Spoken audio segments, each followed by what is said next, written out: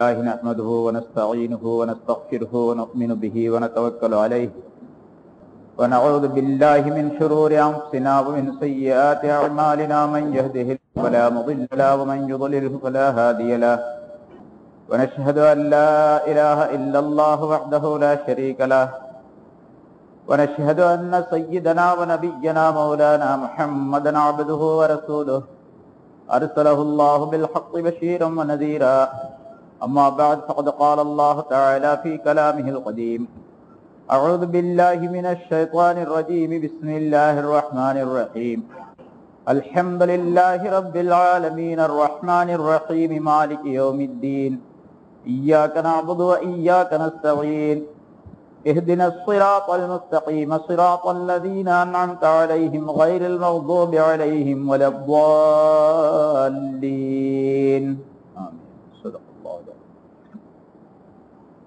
கண்ணியத்திற்குரிய பெரியோர்களே, சகோதரர்களே, சென்ற வாரம் வஹீ சம்பந்தமான சில விளக்கங்கள் சொல்லப்பட்டன. குர்ஆன் என்பது அல்லாஹ் தஆலாவுடைய புறத்திலிருந்து ஜிப்ரீல் அலைஹிஸ்ஸலாம் அவர்கள் மூலமாக ரசூலுல்லாஹி ஸல்லல்லாஹு அலைஹி வஸல்லம் அவர்களுடைய கல்விலே போடப்பட்ட ஒரு தெய்வீக அறிவிப்பு. அது குர்ஆன் என்பதாக நாம் சொல்லுகின்றோம். அந்த வஹீ என்பது எப்படி ரசூலுல்லாஹி ஸல்லல்லாஹு அலைஹி வஸல்லம் அவர்களுக்கு வந்தது, ஏற்பட்டது, அதனுடைய அமைப்பு எப்படி இருந்தது என்பது பற்றி உள்ள விளக்கங்கள் எல்லாம் சென்ற வாரம் சொல்லப்பட்டன. சுமார் 23 ஆண்டுகளிலே ரசூலுல்லாஹி ஸல்லல்லாஹு அலைஹி வஸல்லம் அவர்களுக்கு இந்த குர்ஆனை அல்லாஹ் தஆலா கொஞ்சம் கொஞ்சமாக அனுப்பினார். இந்த குர்ஆன் 4 வேதங்களிலே, வேதங்கள் 4 அருளப்பட்டிருக்கின்றன. நபி மூசா அலைஹிஸ்ஸலாம் அவர்களுக்கு தௌராத் வேதமும், நபி தாவூத் அலைஹிஸ்ஸலாம் அவர்களுக்கு ஜபூர் வேதமும், நபி ஈசா அலைஹிஸ்ஸலாம் அவர்களுக்கு இன்ஜீல் வேதம் ஆகிய 3 வேதங்களும் முன்னால் அருளப்பட்டிருக்கின்றன. ஆனால் இந்த வேதத்திற்கும் குர்ஆனுக்கும் மற்ற 3 வேதங்களுக்கும் நிறைய வித்தியாசங்கள் இருக்கின்றன. அந்த வேதங்கள் எல்லாம் ஒரே நேரத்திலே, ஒரே தடவையிலே ஒரு இடத்தில் அருளப்பட்டவை.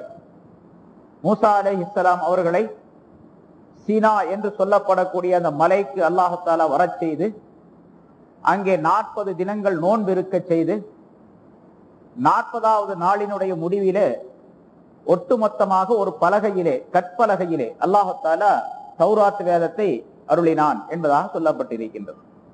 இது தௌராத் வேதம். ஆனால் குர்ஆனை விட ரொம்ப அதிகமான சூரத்துகள் உடையது சொல்லப்பட்டிருக்கின்றது.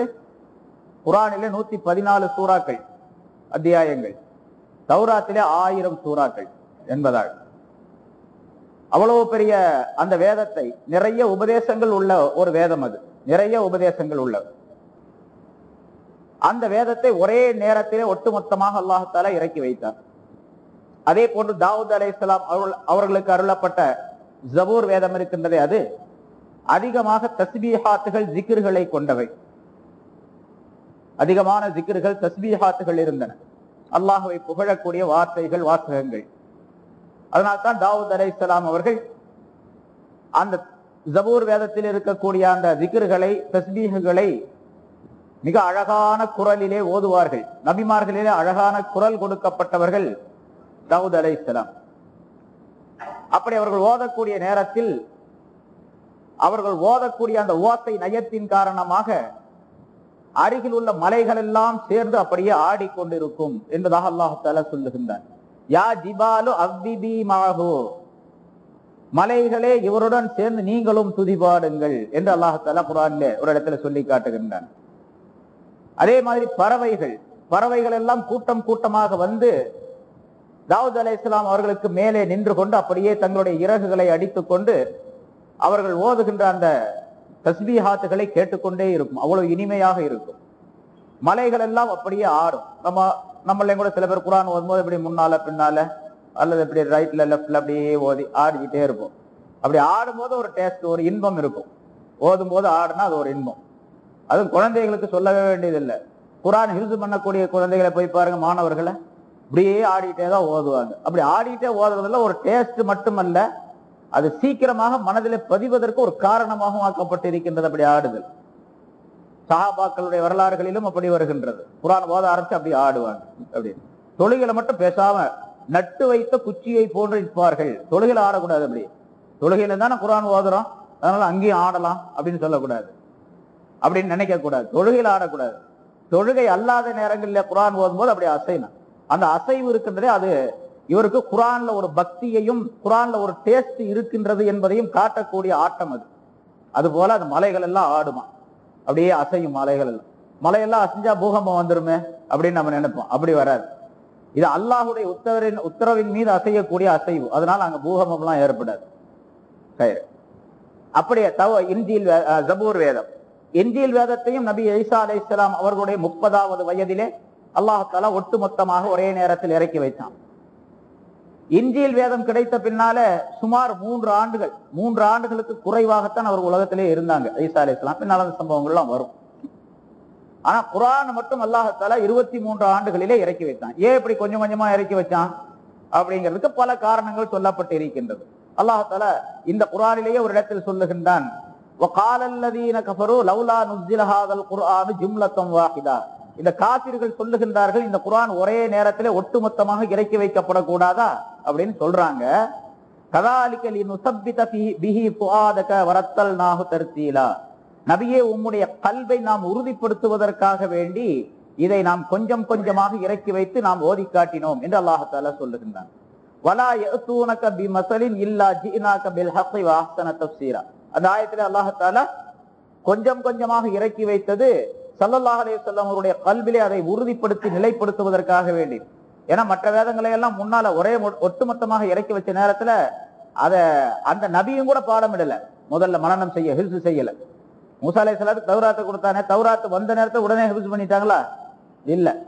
ஜபூர் வேதத்தை ஹிஃப்ஸ் பண்ண முடியல, இன்ஜீல் வேதத்தை ஹிஃப்ஸ் பண்ண முடியல, யாருமே ஹிஃப்ஸ் பண்ணவங்களும் இல்ல. பின்னால தௌராத் வேதத்தை வேண்டுமானால் 2 பேரோ 3 பேரோ ஹிஃப்ஸ் பண்ணதாக சொல்லப்படுது. இப்ப எத்தனை பேர் ஹாஃபிஸாக்கள் இருக்கிறாங்க? லட்சக்கணக்கான பேர் இருக்கிறாங்க. குர்ஆன் இது கொஞ்சம் கொஞ்சமா இறக்கி வச்சதுனால அந்த கொஞ்சம் கொஞ்சம் வர வர எல்லா சஹாபாக்களும் பாடமாக்கிட்டாங்க, ஹிஃப்ஸ் பண்ணிக்கிட்டாங்க.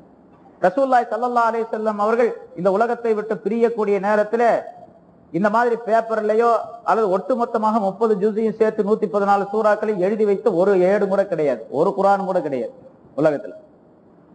அதனால கொஞ்சம் கொஞ்சமா இறக்கி வச்சது பாடம் விடுவதற்காக வேண்டி. அப்படி ஏன் கொஞ்சம் கொஞ்சமா இறக்கி வைக்கணும் அப்படிங்கிறது பாடம் விடுவதற்காக வேண்டிய ஒன்று. ரசூலுல்லாஹி ஸல்லல்லாஹு அலைஹி வஸல்லம் அவர்கள் படிக்காத, எழுத படிக்க தெரியாத உம்மி நபி. அதனால அவங்களுக்கு ஒட்டுமொத்தமாக இறக்கி வச்சா பார்த்து தான் படிக்கணும். அப்போ பார்த்து படிக்கிறதுனா அவங்களுக்கு தெரியாது, யாராவது இன்னொரு ஆள் சொல்றதான் கேட்கணும்.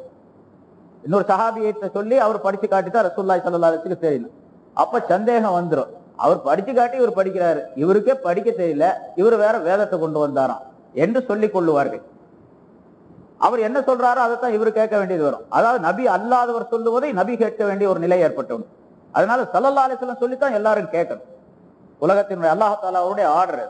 அதனால ஸல்லல்லாஹு அலைஹி வஸல்லம் அவர்கள் உம்மி நபியாக இருக்கின்ற காரணத்தினாலும் கொஞ்சம் கொஞ்சமாக இறக்கி வைத்தார். அதே போன்று சட்டங்கள் கொஞ்சம் கொஞ்சமாக திணிக்கப்பட வேண்டிய, அதாவது வலியுறுத்தப்பட வேண்டிய ஒரு நிலை. ஒரே நேரத்தில் சட்டத்தை ஒரே நேரத்தில் எல்லா சட்டங்களையும் சொல்ல முடியாத ஒரு சூழ்நிலையில் உலகம் அந்த காலத்தில் இருந்தது. குறிப்பாக அரபு நாட்டுக்காரர்கள் இருந்தார்கள். இப்ப உதாரணமாக ஜினா என்பது அவர்களிடத்தில் பரவி இருந்தது. அதை கண்டிப்பதற்காக வேண்டி சில வழிமுறைகளை வரிசை கிரமமாக அதை சொல்ல வேண்டிய கட்டாய நிலையில் அந்த நேரம் இருந்தது. அதனால கொஞ்சம் கொஞ்சமாக அதனை சீர்திருத்தி கொண்டு வருவதற்காக வேண்டி கொஞ்சம் கொஞ்சமாக அந்த ஆயத்துக்களை அல்லாஹ் தஆலா இறக்கி வைத்தார். கள் குடிப்பது அவருடைய வழக்கமாக, காலை மாலையுடைய வழக்கமாக, சாப்பாட்டை போன்றுள்ள வழக்கமாக அவர்களுக்கு இருந்தது மது அருந்துவது என்பது. அதை நிறுத்தணும் அப்படின்னு சொன்னா உடனடியாக எல்லாரும் நிறுத்திடுங்க அப்படின்னு சொன்னா கேட்க மாட்டாங்க. உடனே இஸ்லாத்தை விட்டு போயிடுறேன்னு சொல்லுவாங்களே தவிர கள்ளு குடிக்கிறது நிறுத்த மாட்டாங்க. ரொம்ப பேர் நம்மளையும் கூட அப்படி பேர் சில பேர் இருக்கிறாங்க. முஸ்லிம்கள்லயே அப்படி சில பேர் இருக்கிறாங்க.